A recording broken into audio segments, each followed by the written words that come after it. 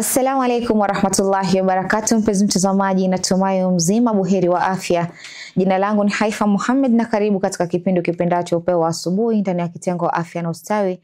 Tukiwa naye mgeni wetu si mwingine bali anakuja kwa jina Hamisi, na nadhani tumeweza kuwa naye katika kipindi kingine ambacho kilikuwa kizuri zaidi, akielezea kuhusiana na ugonjwa ambao sisi wengi hatuongelei, lakini ugonjwa ambao uko na una tahadhari pia na una sababu nzima ya kuweza kusababisha vifo. Na inshallah katika mada yetu ya leo, mpenzi mtazamaji, tunaenda kuangalia jinsi tutaelewa mioyo yetu. Wanasema moyo ile heart, jinsi ya kuielewa, tutaielewa vipi, na labda kuna vitu ambavyo sisi kama binadamu tunafaa kufahamu. Hivyo basi Hamisi ataweza kutuelezea neno kuhusiana na hili, na inshallah karibu sana Hamisi. Asante sana. Naam, karibu tena. Naam. Karibu tena. Tukianza na mada yetu ya kuhusiana na heart health. Heart health inahusiana na nini? Heart health ni kwa urahisi ni afya ya roho.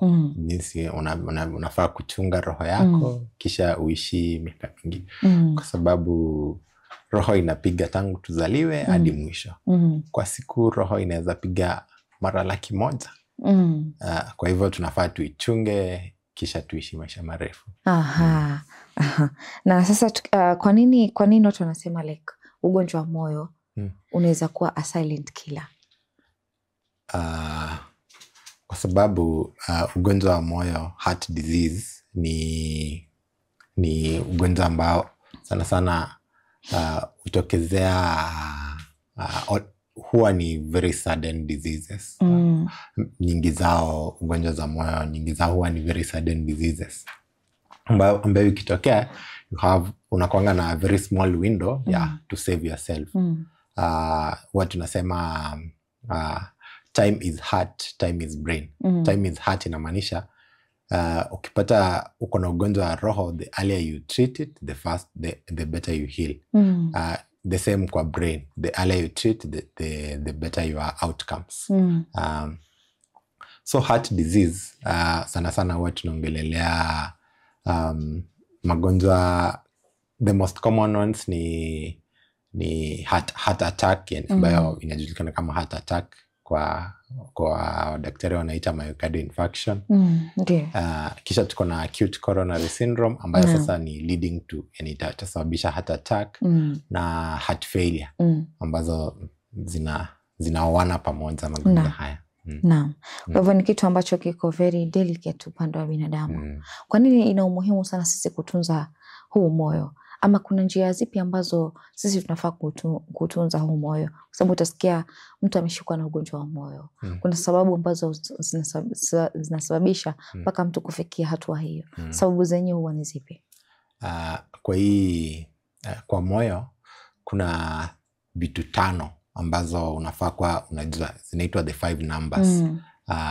Madaktari wa roho, cardiologist, wanasema wewe kama mtu ukijichunga lazima ukue at least unajua hizi 5 numbers zako kwa pocket. Uko nazo, unajua ambavyo unajua leo ni tarehe gani, unajua nambari zako. Ya kwanza ni blood pressure. Shinikizo la moyo. Blood pressure lazima shinikizo la lazima uko unajua blood pressure yako ni ngapi. Usually inakuanga 120/80. Isipite juu ya 130. Ikiwa 130 kwa muda mrefu unafaa uone daktari. Kwa hivyo kila mtu it's advisable, ukifika umri fulani above 30, above 40, unafaa kuwa uko na blood pressure machine. Ni kama machine unaweka tu cuff kisha inakusomea, inakupea reading, unaandika chini. Hiyo ni nambari ya kwanza. Nambari ya pili ni unafaa kuwa unajua ni blood sugar. Blood sugar zako ziko ngapi? Kwa sababu blood sugar iko very linked to any heart disease ambayo utakuwa nayo. So blood sugar sana sana ni sukari kusababisha diabetes, ambayo diabetes huwa inakuwa na shida na mishipa. Ukiwa na shida na mishipa utakuwa na shida ya roho usually. Then kuna sasa zingine ambazo haziongelelewi ni kama cholesterol, mafuta yako kwa damu inaitwa cholesterol. So lazima ujue cholesterol yako ni kiasi gani. So zinakuanga aina 2. So ni unafaa kujua sana sana ni inaitwa LDL, low density cholesterol, low density lipoprotein. So hii LDL unafaa ujue ifai kuwa juu, ifai kupita, inafai kuwa chini ya 100.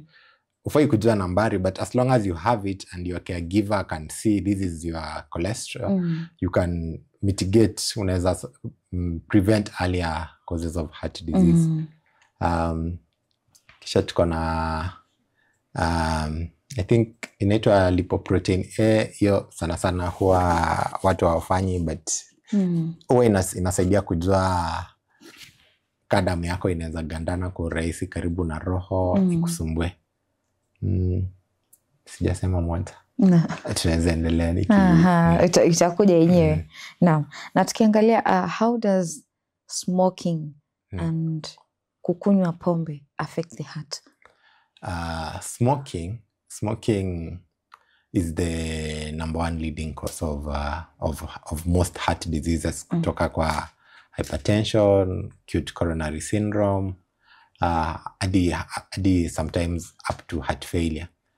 Sana sana ni kwa sababu ukismoke unakuwa na, kwa mishipa ya damu unakuwa na build up ya kitu inaitwa plaque. Ni kama tuseme mafuta yako ya mwili yanajaza. Ukismoke mafuta yako ya mwili yanashikana kwa urahisi kwa mishipa. So ikishika kona ya mshipa, utakuwa na mafuta ina build up, calcium ina build up, and then unakuwa na plaque. Plaque ikisha build up ina block damu kuflow. Sana sana ikiwa kwa heart, mishipa ambayo inapea heart damu. Unajua heart pia ni muscle, so lazima pia ipate damu ya circulate, ya kusurvive. Apart from ile ina pump, kuna ambayo ina supply heart yenyewe, zinaitwa coronary arteries. Ndio maana inaitwa acute coronary syndrome. So ukismoke, hizi arteries zinakuwa susceptible to plaque build up, kwa sababu mishipa iko na shida, mafuta inashikilia kwa urahisi na plaque ikibuild up inasababisha heart isipate damu yenyewe. Sasa heart ikikufa haiwezi pump kwenda kwa mwili. Kwa hivyo unapata heart attack, unapata heart failure, hizo vitu sana sana. Pia ukismoke unapata arteries zako zinakuwa stiff, haziko flexible kwa urahisi.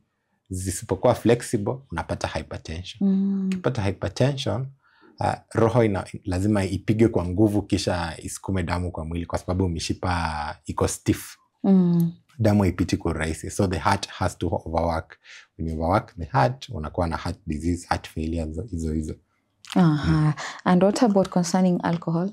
Alcohol, so kuna kuanga na hizi myths za sijui a quarter glass of wine is good for your health, but most studies ambazo zimefanywa kwa watu wanakunywa alcohol zime prove that the more alcohol is poison to every tissue in your body. So sana sana ukikunywa pombe huwa ina interfere na liver sana maini yako. Ukiinterfere na maini yako, damu huwa inapita through the liver to the heart most of the time. So there is congestion of the liver, there is likelihood of heart failure, kwa sababu damu lazima ipite kwa liver ikipanda kuja kwa roho. Hiyo ni one of the ways alcohol inaweza cause. Pia alcohol yenyewe ni toxin to the heart muscle yenyewe. That is very, very bad. Kwa sababu wengi approximately sahi ukiangalia youth wengi wana indulge in such incidences. Ukiangalia though umesema smoking, and I believe kama smoking pia bang and so on, na mimi iko na ile effect, si ndio? Bangi, mtu mwenye anavuta bangi. For bangi, sijaona studies zina link to heart sana sana. Mostly nakuanga lung ama brain issue. But kuna hii ene wanaita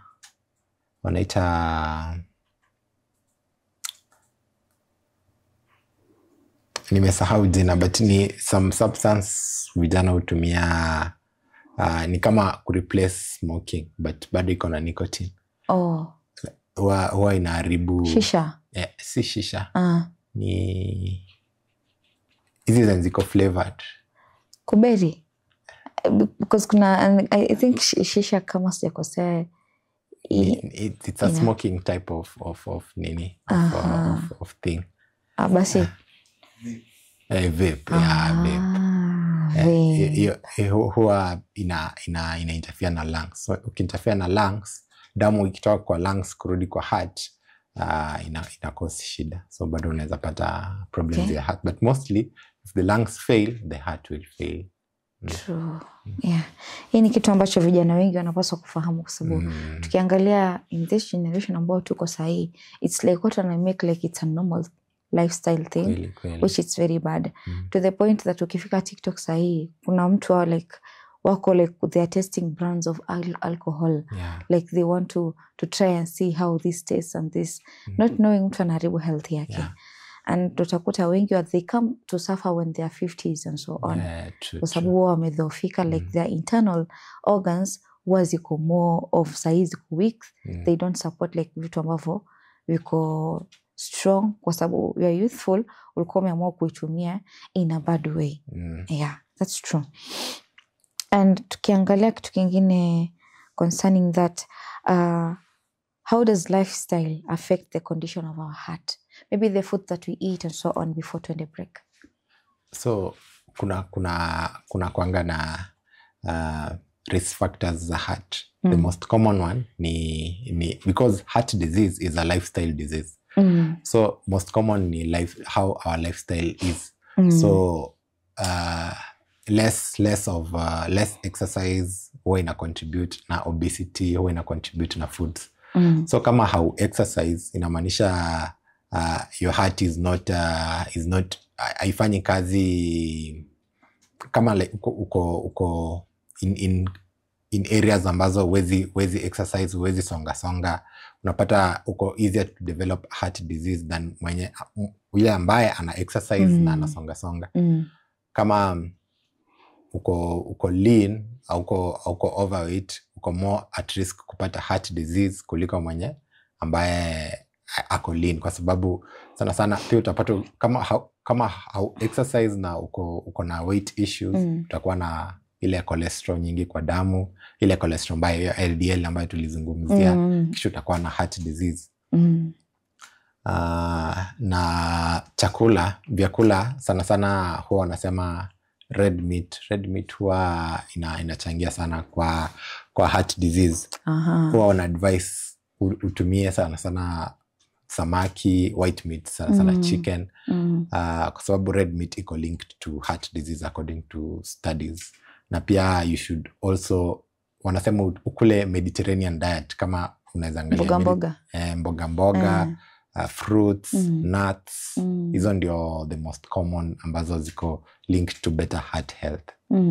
Asante sana Hamisi. Kufikia hapo tutachukua mapumziko, tukirudi tutaweza kuendelea na awamu ya pili kufahamu zaidi kuhusiana na ile swala la ugonjwa wa moyo. Asante sana. Kurudi kwako mpenzi mtazamaji, natumai katika awamu ya kwanza tukiwa na Hamisi unaweza kufahamu kuhusiana na heart health. Kwamba kuna afya ambao muhimu ambao sana unafaa kuweza kuifahamu, hasa afya ya moyo. Moyo wako ni kila kitu. Moyo wako ukistop wewe tatu cha kupoteza. Na ndio maana wanakuambia kwamba make sure unautunza, make sure lifestyle yako inaendana vizuri na kutunza afya yako. Internal organs zako ni muhimu sana. Whether ni moyo, whether ni lungs zako, ama ni liver, ama ni kidney, ni muhimu sana. Na ukiangalia effect ya kwanza, amesema kwamba the biggest kitu ambao huwa inakosa sana heart disease ama heart attack ama so on ni kuhusiana na swala zima la kuvuta sigara, kunywa pombe. Ni vitu ambavyo vinasababisha kabisa afya ya moyo kuweza kuzorota. Mpenzi mtazamaji, acha tuchukue mapumziko, tutakaporudi tutaendelea zaidi.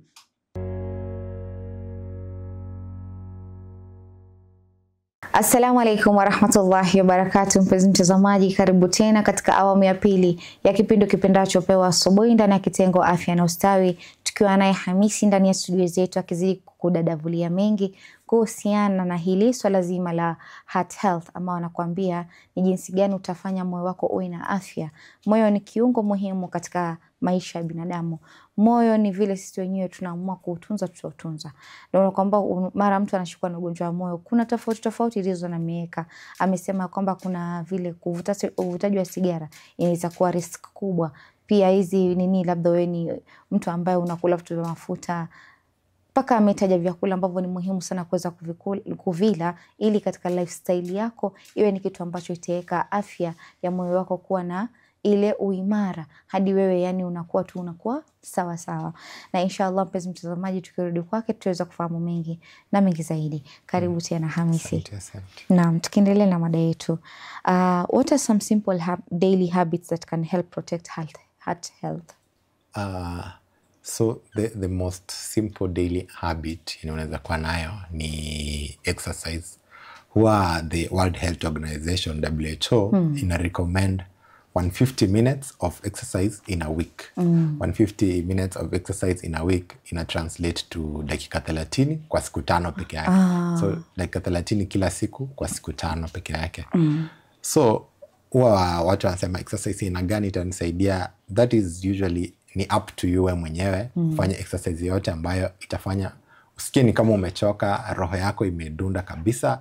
Hiyo ndio sasa exercise itasaidia na afya yako ya roho. So si lazima uwe unakimbia marathon, but kukimbia kidogo, hata kutembea sometimes huwa inasaidia kama uwezi kimbia. Kuruka kamba, gym, exercise tu yote ambayo itafanya roho idunde.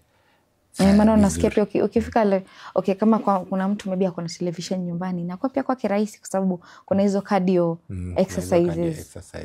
Sasa nadhani huwa zinasaidia. Kuna mtu yeye ana prefer kufanya yoga. Ni vitu ambavyo vinasaidia sana katika health ya moyo. Especially kwa kina mama ama watu ambao walizidi umri, ndo wanaambiwa hao ndo wanakuwa na higher chances ya kuweza kupata maradhi ya hapa na pale. Ugonjwa wa moyo, mara pressure, mara unasikia mtu ako na diabetes. So kwanza tukiangalia pia how does hizi diseases zote hizi kama tuseme diabetes, pressure, zinachangia vipi katika swala la moyo? Kama diabetes sana sana huwa ina affect mishipa. Ukiwa na sukari mingi kwa mwili, hiyo sukari ikipita kwa damu huwa ina affect mishipa. Iki-affect mishipa, utapata vile tulisema na smoking. Mishipa ikiwa affected, unakuwa na higher chances za kuform your plaque build-up. Plaque build-up ikiform, utakuwa na heart attack, utakuwa na heart failure. Pia ukipata diabetes, ukipata shida ya mishipa, utakuwa na hypertension. Hypertension itafanya mishipa ikue stiff, ikue ngumu, so si flexible, kwa sababu damu ikipita huwa inafaa ipite kwa urahisi.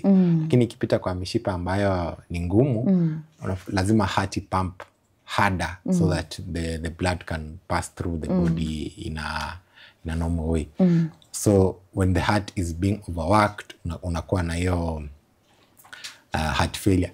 Moyo unachoka. Hiyo ndio kwa urahisi nikisema heart failure. Moyo unachoka. Moyo ukishachoka, utapata kuna build up ya damu kwa the other parts of the body. Kama ukiwa na heart failure sana sana, utapata umefura miguu kwa sababu damu ilikuwa imejaa kwa mishipa, ikapita kwa mishipa ikaingia chini ya ngozi. So unakuwa na miguu imefura ama tumbo imefura.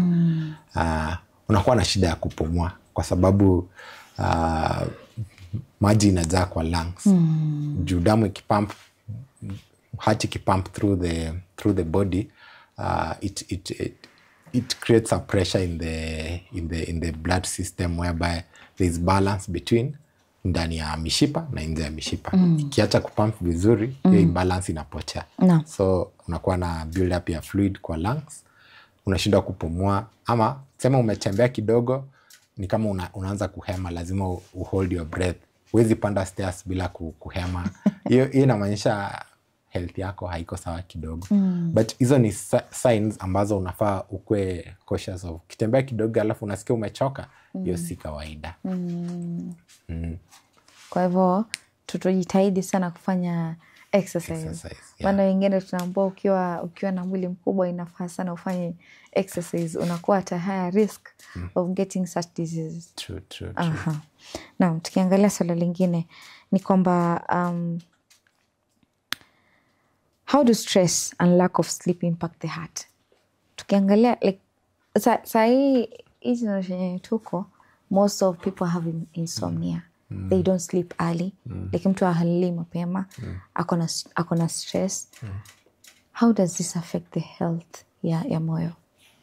So, ukiwa na stress ama kutolala vizuri, vile naweza kueleza, mwili ikienda in a stressful condition, huwa ina release hormone ambayo inaitwa cortisol.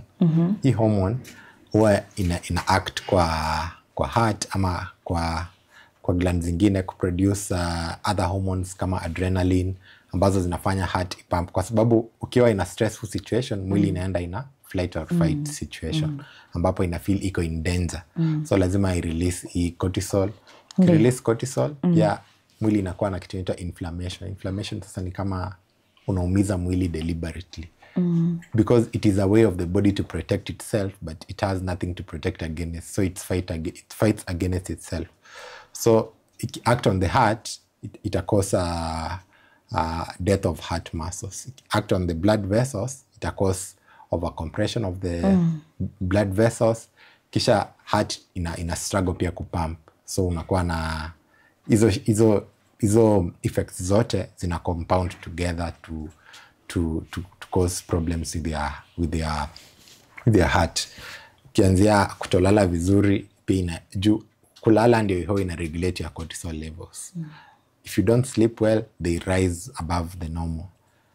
If you are in a stressful situation, stories za pesa, stories za ugomvi, kugombana, vitu za majirani, hizo vitu ndogo ndogo huwa zina impact your health in a long way. Kwa sababu most of these conditions huwa zina build up pole pole. So the more your body is inflamed, the more ina produce cortisol, the more is in a stressful situation over a long period of time, huwa zitakuja impact your health. Juu ni pole pole na heart health ina suffer. So which means kwamba majirani wanaweza kuimpact wewe pia kwenda kwa health. Kusumbuana na majirani upate stress inasumbua, ina impact. True. You should learn to kurelax na kumeditate, vitu ambazo zita reduce stress kwa mwili. Kulala mapema, ukuwe na healthy sleeping habits. Ujue wakati ni ya kulala, reduce screen time 30 minutes before unalala, na kuamka ni hiyo wakati. Habits zina build up over time. So ni planning. And how often should one go for a checkup kama nini upande wa hii heart health? Very important question. So kwa heart health sana sana, kwa usually huwa ukifika umri wa miaka 50, you should start going for checkup. By 40 you should have both your blood pressure machine iko nao kwako, so that na zile 5 numbers ambazo tuliongelea awali umeenda for checkup. I think ni every year huwa unafaa uende check up for blood pressure, for blood sugar, for cholesterol levels, so that you know your levels. Ndio caregiver wako akiona ziko deranged kidogo, they can send you for further treatment. So from 40 in men, and I think from 50 in women, because men are more at risk up to kwanzia early ages. Women usually wanakuanga protected by estrogen, so up to around 50 years wako safe. Okay. Ndio ianze. Okay. That's nice. I didn't know kuna tofauti baina ya mwanamume na mwanamke. So mwanaume mmesikia mko na higher chances. Kwa hivyo ukifika 40, make sure unaenda check up. Yani kwa like it's something ambayo umesema kwa mwaka, si ndio? It should be a regular thing every year kwenda check up. Hata mtu mwenye hajafika 40, see it's recommended. It's recommended. Ukifika 30 nunua blood pressure machine. Actually, the ages of these lifestyle diseases of heart are reducing, because kitambo tulikuwa nadhani ni 60 70, sasa hizi tuko 50 40, ikikuja 30. Also kama kwa familia yenu kumekuwa na issue of heart, mtu amekuwa na heart attack, heart failure, you should go start for check-up earlier. Ama mtoto amezaliwa with that heart condition, you should go for check-up earlier. Ama tuseme kama kuna tuseme kama kuna unataka vile utaiput. natafuta vile nitaiweka. But you should just go for checkup.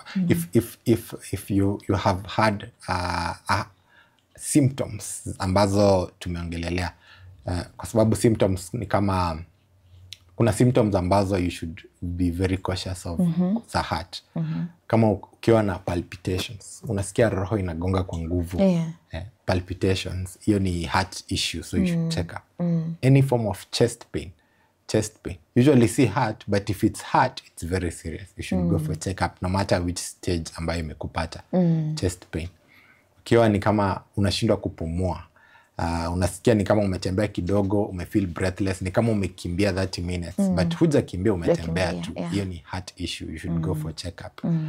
Kama una feel chest tightness, ni kama imebanwa sana, hiyo ni heart attack impending. You should go for check up. Kuna other non-specific symptoms kama kusweat sana, unasikia ni kama umesweat sana, ama ni kama unaogopa dunia inaenda kuisha, hiyo ni heart attack impending. Hiyo ni you should go for check up. Kufura miguu zote mbili sana sana ni heart ama liver ama kidney, so you should go for check up. Symptoms. Pia kuna hii symptom ambayo ni very specific to heart failure. Unapata umeamka asubuhi kutafuta hewa, umeamka usiku katikati kutafuta, ulikuwa umelala vizuri and then unaamka all of a sudden ni kama huna hewa, so you wake up to gasp for air. Hiyo pia ni very very serious for heart failure. Okay, thank you so much. And tukiangalia swali lingine ni kwamba what role does mental health play in heart health? Mental health iko directly related to stress levels. If you are mentally not well, your body will be in a high stress situation. So most of the time, vile tumesema awali, utakuwa una release cortisol kwa mwili ambayo ita affect heart yako negatively. Pia kama health yako, mental health yako iko sawa, uko na depression, anxiety sana huwa ina lead to palpitations which are directly related to the heart. Kama uko na depression, most likely hauko likely to seek help because of any issue you have with, so it has a direct impact on your health. Any health the issue yenye uko nayo. Thank you so much. And swala lingine ni kwamba how can workplaces encourage heart healthy habits among employees? So easy workplaces, especially ambazo watu unapata wanakaa for long period of time without doing anything, kisha unaenda nyumbani umechoka, you don't have time to exercise or do anything. Kuna implementations ambazo zinaweza fanya kama kuweka walking treadmill ile ya kutembea tu, but ni machine. Mnatembea tu kwa ofisi so that you have some form of exercise. Na kuweka programs kama running programs kwa nini yetu, kwa kampuni yenu. Kuna program ya every month we go for a run around this area for promoting heart health. Pia awareness, kupea watu information about these diseases, how common they are, how to prevent them. Ndio. Naam, asante sana. Na tukimalizia ni kwamba what message would you like to leave on our viewers concerning the caring of their hearts? The best thing I can leave you with is start early. Prevention is better than cure. Kama ni exercise, start early. Kama ni kutafuta trainer, kama ni kuanza gym, kama ni kuanza hata kutembea, you have to start somewhere. So start early. And then you should